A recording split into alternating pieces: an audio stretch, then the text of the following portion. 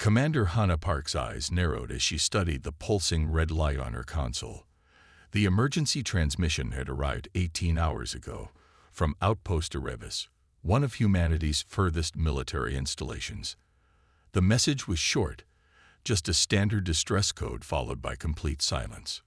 "Run the signal analysis again," she ordered, her voice calm despite the tension building in her chest. Lieutenant Sue nodded, his fingers dancing across the holographic interface. "Signal authenticated, Commander. It's definitely from Erebus and follows all proper UEF emergency protocols." Hannah rose from her chair and moved to the large viewport that dominated one wall of the command center. The stars looked peaceful from here, aboard Watchpoint Station. Few people knew that this unassuming orbital platform housed one of the most sophisticated communication hubs in human space. "What was Erebus's last status report?" she asked. "All green, Commander. Regular update sent 3 days ago reported no unusual activity. Science team was cataloging mineral deposits on the moon's surface. Security detail reported nothing out of the ordinary." Hannah's mind raced through possibilities. Erebus sat at the very edge of human territory, near the neutral zone that separated Earth's colonies from the Archean dominion. The Archeans were an ancient spacefaring species known for their strict hierarchical society and territorial expansion. For decades, they had honored the Galactic Concordat that established clear boundaries between their space and humanity's, but Hannah had never fully trusted them. "Show me the star chart," she said. The view screen shifted to display a three-dimensional map of the sector. Outpost Erebus blinked red near the boundary line. 3 other human outposts were marked in green, forming a defensive perimeter along the neutral zone. "Check the status of the other outposts," Hannah ordered. Minutes passed as Lieutenant Sue sent encrypted queries through subspace channels. His face grew pale. "Commander, Outpost Themis and Outpost Nyx are not responding to standard communications." Hannah felt ice form in her stomach. One outpost going silent could be an equipment failure. 3 outposts meant something far worse. "Alert Admiral Kim immediately. Mark this as security level alpha, and prep my shuttle. I need to get to Earth." As her crew rushed to follow orders, Hannah entered her private office and activated her secure terminal. She placed her palm on the scanner, then leaned forward for retinal verification. The computer hummed softly, then opened a hidden file directory that only commanders of her rank could access. The file was simply named Prometheus Protocol. For generations, humanity had presented itself to the galaxy as peaceful explorers and traders. Their ships were scientific vessels, their stations dedicated to research and commerce. This was the face that alien civilizations saw, a young species eager to learn and share. It was all carefully crafted deception. Below the surface of Mars, hidden in asteroid belts, concealed within gas giant moons, humanity had built the largest and most advanced war fleet the galaxy had ever seen. Ships with weapons systems that violated every arms limitation treaty Earth had signed. Soldiers trained from birth for combat in every environment. AI systems designed for strategic warfare against specific alien physiologies and technologies. All waiting for a signal. All hidden in plain sight. Hannah downloaded the Prometheus activation codes to her secure tablet and destroyed all traces of her access. If her suspicions were correct, if the Archeans had finally made their move against human territory, she would need these codes. 30 minutes later, her shuttle detached from Watchpoint Station. As the small craft accelerated toward the nearest jump point, Hannah reviewed the sparse information they had. The distress signal contained no details about what had happened at Erebus, just the emergency code and coordinates. Standard procedure when under attack was to send as much data as possible. Sensor readings, enemy ship configurations, weapons signatures. The complete lack of such information suggested the attack had been swift and overwhelming. "Lieutenant, while we're in transit, pull all intelligence reports on Archean fleet movements for the past month," she said. "Yes, Commander, but our intelligence on Archean military operations is limited." Their ships are difficult to track when they activate their displacement fields. Hannah nodded. This was true. Archean technology had always been slightly ahead of human capabilities in certain areas. Their displacement fields could bend light and sensor scans around their vessels, making them nearly invisible to conventional detection methods. Nearly invisible, but not completely. Check for gravitational anomalies in the sector. Their displacement fields can hide their ships from our sensors, but they still have mass. The jump point appeared ahead, a shimmering distortion in space where the fabric of reality was thin enough to pierce. The shuttle aligned itself, then accelerated. For one disorienting moment, Hannah felt her body stretch and compress simultaneously as they passed through the quantum tunnel. When they emerged, Earth's solar system lay before them. The blue-green jewel of humanity's homeworld shone in the distance, surrounded by the glittering lights of defense platforms and civilian stations. Her communication console chirped. "Commander Park, this is Earth Orbital Control. Admiral Kim has requested you proceed directly to Luna Base. A security team will meet your shuttle." "Understood, Control." Setting course for Luna. As they approached the moon, Hannah stared at the seemingly barren surface. Few outsiders knew that beneath those gray plains lay the heart of human military command, a vast complex carved into the lunar bedrock, protected by layers of defenses both obvious and hidden. Her thoughts returned to the silent outposts and the people stationed there. If the Archeans had attacked, there would be no survivors. Their military doctrine did not allow for prisoners or witnesses. Humanity had prepared for this day. The massive fleet they had built in secret, the weapons they had developed despite treaty restrictions, the soldiers they had trained, all would soon be revealed. And the galaxy would learn that humans had never been the peaceful species they pretended to be. The war that was coming would reshape the power structure of the galaxy, and it had begun with a simple distress signal from the edge of human space. The Terran Defense Council chamber sat deep beneath the surface of Earth's moon. The oval room was carved from lunar rock, with walls reinforced by layers of quantum-hardened alloys that blocked all signals from entering or leaving. 50 seats arranged in concentric half-circles faced the central presentation area, where Admiral Kim stood beside a glowing holographic display. The council rarely met in full session. Today, every seat was filled. Hannah Park stood at attention beside the entrance, watching the faces of Earth's most powerful leaders. Some looked frightened, others angry. A few seemed almost eager. Admiral Kim's voice echoed through the chamber as he rotated the holographic image of Outpost Erebus. The station's outer hull was breached in multiple places, its defense systems destroyed with surgical precision. The attack began at 3:47 hours, Earth Standard Time, he said, his weathered face grim in the blue light from the hologram. First, they disabled the long-range communication array. Then the sensor grid. Finally, they breached the main habitat dome. The hologram shifted to show energy readings captured by automated systems. Jagged lines of red and purple pulsed across the display. These weapon signatures match known Archean particle cannons, Kim continued. We've confirmed similar attacks on outposts Themis and Nex. All 3 stations were hit within a 20-minute window. No survivors. Chancellor Lee, a slender man with silver hair, leaned forward in his seat at the center of the front row. As the civilian head of the council, his voice carried the most weight. "Could this be a misunderstanding?" he asked. "Perhaps a training exercise that accidentally crossed into our territory."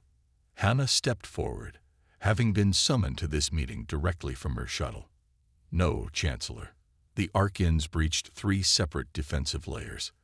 They targeted critical systems first, then the command center. This was a planned and coordinated attack." She tapped her wrist device, and the hologram changed to show a tactical map of the border region. "The pattern of attacks suggests they were testing our response capabilities. The outposts were hit in order of their strategic importance." The room fell silent as the implications became clear. For nearly 80 years, humanity had maintained peace through a careful balance of diplomacy, and perceived military weakness. Officially, Earth's forces consisted of a small defensive fleet and a modest number of outposts.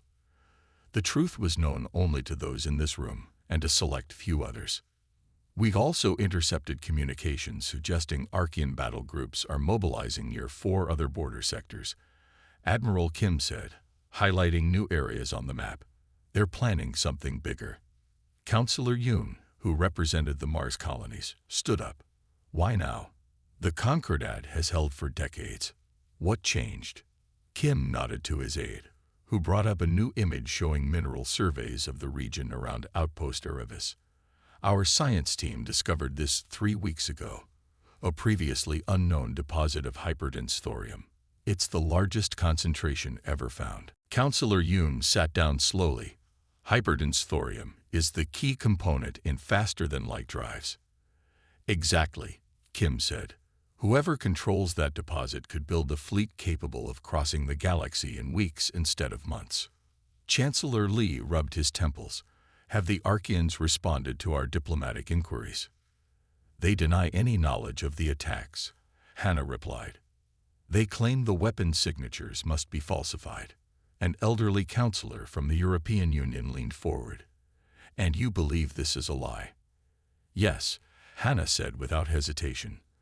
Our intelligence suggests the Archean High Command authorized these attacks directly. They believe we are weak and will not respond with force.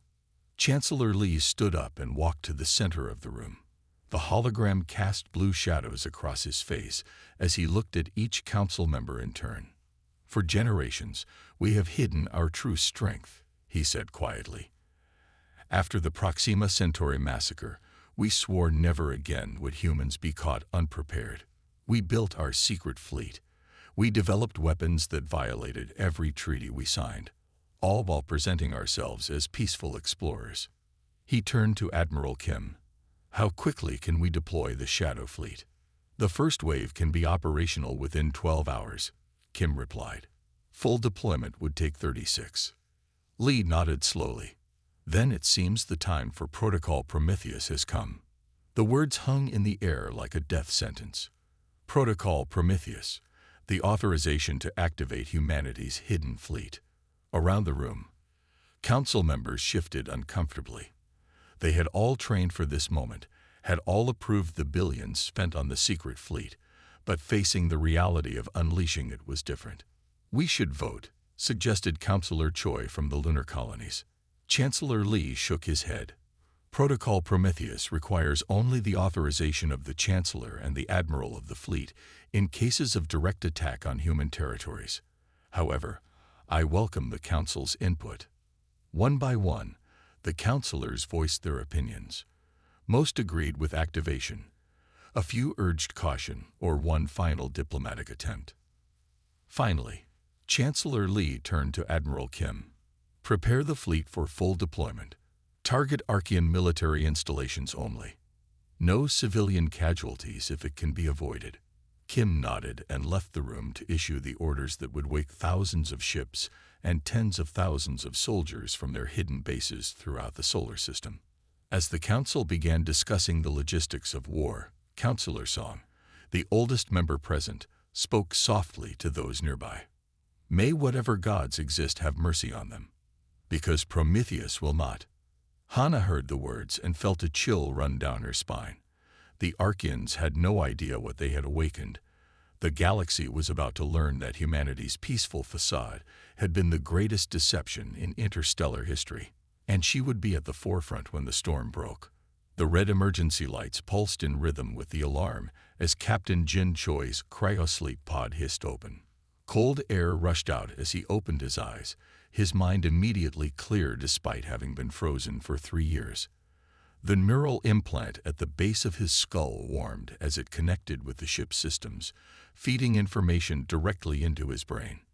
Date: March 26, 2155. Status: Emergency activation. Alert level: Alpha. Command: Prometheus active. Jin's heart raced. Those 2 words, Prometheus active, were ones he had trained to respond to for 20 years, but never expected to hear. It meant war had come. He pulled himself from the pod, his muscles responding perfectly thanks to the electrical stimulation they had received during cryosleep. The floor of the chamber was cold against his bare feet as he quickly dressed in the black uniform that had been waiting in the storage compartment beside his pod. Around him, 11 other pods were opening. His senior officers were waking up too, their faces showing the same mix of surprise and determination.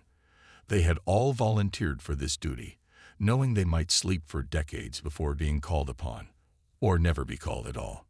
Captain on deck called Commander Unisong, his executive officer, as she spotted him. Jin waved away the formality. "Status report, Commander. All systems activating according to protocol," she replied, checking her tablet. "The Nemesis is waking up." Jin nodded and moved to the wall panel, pressing his palm against it. The wall slid open to reveal a corridor that led to the bridge. As he walked, he could feel the massive ship coming to life around him. Lights brightened, equipment hummed, and the artificial gravity strengthened to Earth normal levels. The secret base under Titan's surface was one of dozens scattered throughout the solar system and beyond. For generations, humanity had built its hidden fleet, preparing for the day when the peaceful facade they showed to the galaxy would need to be cast aside. Jin reached the bridge and took his seat in the command chair. The view screens around him showed the massive underground dock where the TSS Nemesis, the flagship of the Shadow Fleet, had waited in darkness for this moment. "Ship status?" he asked. "All systems green, Captain," reported Lieutenant Kang from the operations station. "Weapons systems online. Shields at full capacity. Quantum drives charging. Communications. Secure channel established with Fleet Command," replied Lieutenant Bake. "Admiral Kim is waiting to speak with you." Jin nodded. "Put him through." The main screen flickered to show Admiral Kim's face. The older man looked tired but determined. "Captain Choi, the Archeans have attacked 3 of our outposts near the Viridian Expanse. Protocol Prometheus has been activated. Your orders are to take the first strike group and neutralize the Archean forward command post in the Rigel system." Jin's mind raced through the implications. Rigel was a heavily fortified Archean military installation. Attacking it would be a declaration of total war. "Understood, Admiral. Time to target. 8 hours at maximum speed. The 6th and 9th strike groups will provide support once you've engaged. Remember, Captain, this is not a limited operation. The Council has authorized full deployment of the Shadow Fleet." Jin felt the weight of those words. Full deployment meant revealing humanity's true military might to the galaxy, a secret they had kept for nearly a century. "Rules of engagement?" he asked. "Military targets only. Avoid civilian casualties where possible. But make no mistake, Captain, we are sending a message. The Archeans must understand that attacking humanity was the worst mistake they could have made." "Yes, sir. We'll make that clear." As the communication ended, Jin turned to his crew. "Sound general quarters. Begin launch sequence." Throughout the massive underground facility, similar scenes were playing out as other ships awakened. The Shadow Fleet consisted of 5,000 warships, each more advanced than anything the galaxy had ever seen. They had been built in secret, their technologies reverse-engineered from a dozen alien civilizations and enhanced by humanity's unique innovations. On Mars, beneath the Olympus Mons shield facilities, 10 cruiser squadrons began powering up their weapons. In the asteroid bases of the Kuiper Belt, stealth destroyers detached from their hidden docks. Within the hollowed-out moons of Jupiter, carrier groups launched their fighter wings for the first time outside of simulations. Across human space, ships that had appeared to be simple merchant vessels suddenly shed their civilian facades, revealing weapons arrays and armor plating beneath false hulls. Research outposts activated defense systems that violated every weapons limitation treaty Earth had ever signed. Mining stations transformed into battlecruisers as hidden compartments opened to reveal their true purpose. Back on the Nemesis, Jin watched as his bridge crew worked with practiced efficiency. Despite years in cryosleep, They moved as if they had been on active duty all along, a testament to the neural training programs that had kept their skills sharp even while they slept. "Captain," Commander Song reported, "we're receiving fleet status updates. 97% of vessels reporting operational readiness. Estimated time to full deployment, 6 hours." Jin nodded, feeling the weight of history upon his shoulders. Generations of humans had built this fleet, hoping it would never be needed. Now it would be his responsibility to lead the first strike. "Begin the jump sequence," he ordered. "Our first target is the Archean forward command post in the Rigel system." The massive doors above the underground dock began to part, revealing Saturn's rings glittering in the sunlight. Throughout the solar system, similar secret bases were opening, releasing the ships of the Shadow Fleet into space. On screens across the bridge, thousands of ships appeared as they dropped their cloaking fields. For the first time, the true extent of humanity's military might become visible.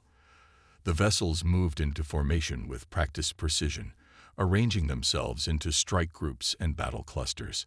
The Nemesis rose from its dock, its engines glowing with blue fire as it accelerated toward the jump point. Jin looked at the tactical display, showing the thousands of ships now under his command. "The Archeans thought they were attacking a weak opponent," he said quietly. "They're about to learn how wrong they were." As the fleet prepared to jump to light speed, Jin knew that the galaxy would never be the same after today. The peaceful humans, who had seemed so unthreatening for so long, were about to reveal themselves as the most formidable military power the stars had ever known. And it had all begun with the simple phrase, "Prometheus active." High Commander Vrex stood tall on the bridge of the Archean flagship Eternal Dominion. His scaled skin gleamed blue under the ship's lights as he watched the tactical display with satisfaction. The human colony of Nimbus Prime had fallen exactly as planned. 3 Archean battle groups had surrounded the planet, and the pathetic human defenses had crumbled within hours. "Status report," he demanded, his 4-fingered hand tapping against the command console. Sub-Commander Rull bowed slightly before responding. "The human governor has formally surrendered, High Commander. Our forces have secured the main settlement and the mining facilities. The thorium deposits are even richer than our scans suggested." Vrex allowed himself a small smile, revealing rows of sharp teeth. This operation would certainly earn him favor with the Archean Supreme Council. The humans had proven themselves to be exactly what Archean intelligence had reported, technologically capable, but militarily weak. A species of traitors and diplomats who hid behind treaties rather than weapons. "Begin extraction immediately," Vrex ordered. "I want the first shipments of thorium ready for transport within 6 hours." "Yes, High Commander." Vrex turned his attention back to the tactical display. 23 Archean warships surrounded Nimbus Prime, their positions marked in glowing blue. The human defenders, a handful of outdated patrol vessels, had been destroyed in the opening minutes of the attack. Now his troops were securing the ground facilities while engineers prepared to strip the planet of its valuable resources. The sensor officer's voice suddenly cut through the calm of the bridge. "High Commander, multiple unknown vessels emerging from FTL." "What?" Vrex spun toward the young officer. "Identify." "I cannot, sir. They're not in our database. Energy signatures suggest human design, but impossible." Vrex snarled, striding to the sensor station. "There are no registered human warships in this sector. Our intelligence is clear on this point." But the evidence was undeniable as the tactical display filled with red markers, dozens at first, then hundreds. Ships were appearing all around his fleet, materializing from what seemed to be nowhere. "How many?" Vrex demanded, his voice tight with sudden fear. 800 and counting. "High Commander," the sensor officer replied, her fingers flying over the controls. "They've surrounded our position completely. Their weapons are..." "Sir, these readings can't be correct. The energy outputs are beyond anything we've seen before." Vrex stared at the display in disbelief. Human ships did not look like this. Human ships were small, lightly armed vessels meant for patrol and scientific research. These were warships, massive, heavily armored, bristling with weapon systems that didn't match any known human technology. "Open a channel," he ordered. "Demand identification and intention." "No response to our hails, sir. They're not transmitting any identification codes." "Launch fighters, raise shields to maximum," Vrex shouted as understanding dawned. "Battle stations." But it was too late. The human fleet opened fire without warning. No demands for surrender. No ultimatum. Just silent, devastating attack. The first volley tore through the shields of 3 Archean cruisers as if they weren't there. The vessels exploded in silent bursts of light and debris. "Shields failing on decks 12 through 20, reported the defense officer. "Weapon systems not responding." Vrex gripped the command rail as the ship shuddered under multiple impacts. "Return fire. All vessels, engage at will." Aboard the TS Nemesis, Captain Jin Choi sat calmly in his command chair as the battle unfolded on the main view screen. The Archean fleet, once considered among the most formidable in the sector, was being systematically destroyed by his forces. "Their ships are attempting to regroup near the moon," reported Commander Song. "Shall we pursue?" "No need," Jin replied. "Target their engines and weapons. Don't let them escape, but don't destroy them completely." "Not yet." The bridge crew worked with cold efficiency, directing the attack with precision that came from years of simulated combat training. Though this was their first real battle, they performed as if they had been fighting all their lives. "Sir, the Archeans are attempting to call for reinforcements," Lieutenant Bake reported from communications. "Should we jam their signals?" "No," Jin said. "Let them call. Let the entire Archean Dominion see what happens when they attack human territory." The chamber fell silent as the massive doors at the far end opened. The Archean Supreme Leader entered first. Once known for his proud bearing and elaborate ceremonial armor, he now wore simple robes. His blue scales had dulled to a sickly gray, and his posture was stooped with defeat. Behind him came 3 humans. They wore no armor, carried no visible weapons. The one in the center was older, with gray hair and a stern face. On either side walked a younger man and woman in simple black uniforms. "Chancellor Lee of Earth," announced the station's eye, with Commander Park and Captain Choi of the Terran Defense Force. The assembled representatives watched in silence as the humans took their places at the central podium. Many had never seen a human in person before. They looked so physically unimpressive. No claws, no natural armor, no remarkable size or strength. Yet these fragile-looking beings had brought the Archean Dominion to its knees in just 3 weeks. Chancellor Lee stepped forward. Unlike most species, who would begin with formal greetings and diplomatic niceties, he spoke directly. "For 8 decades," he said, his voice calm but firm, "humanity has extended its hand in peace. We have traded fairly, shared knowledge freely, and respected boundaries scrupulously. We asked only for the same in return." He gestured, and a holographic display appeared above the chamber. It showed a small space station, Outpost Erebus. As Archean warships approached it, the delegates watched in silence as the station was destroyed, its personnel killed. "This was your answer to our friendship," Lee continued. "And now you have seen ours." The hologram changed to show the human fleet. Thousands of warships of designs never before seen, weapons that defied known physics, defense systems that made them nearly invulnerable. "The fleet you have witnessed is merely our first response force," Lee said. "Our full military capacity is approximately 20 times what you have seen thus far." A murmur of disbelief ran through the chamber. If this was true, the humans possessed the most powerful military force in the known galaxy. "For generations, we have hidden our true strength," Lee explained. "We presented ourselves as peaceful explorers and traders. This was not a lie. Peace is truly our preference. But we have never been weak." The Archean Supreme Leader stepped forward, his voice hollow with defeat. "We miscalculated," he admitted to the assembled dignitaries. We believe the humans were weak because they chose peace. We were wrong.